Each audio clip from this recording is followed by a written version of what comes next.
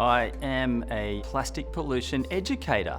That entails going into schools and engaging children on the issue of plastic pollution in the ocean and empowering them to make a difference. I think it comes back to my connection to the ocean, loving the ocean, realising the importance and integrality of the ocean, but not only that, knowing what will happen if we don't do anything about it.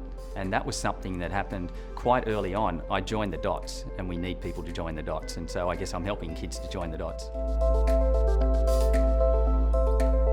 Some days, I'll just be sitting on my computer all day, creating presentations, creating activities and projects and initiatives for schools to do. Maybe the following day I might be in that school talking to kids and then taking them out into the field. Most days are quite different.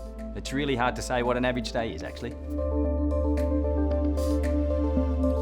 There's a huge beach cleanup event that's organised by a community up at a town called Noosa, and being involved in that was possibly the coolest thing that we ever did. There was 300 people. That section or that area, a very beautiful remote beach that gets smashed with marine plastic.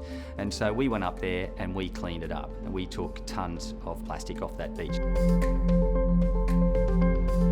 I've heard an expression that scientists are not very good communicators. And so I guess that's something which would need to be addressed. So if you're planning to be a scientist, plan to do some communication education as well. Or often scientists will look to a good communicator to communicate their message. So go out and be one of those people. Follow your heart, and there's so much out there that you can be doing and making a difference, and in your own life as well as others.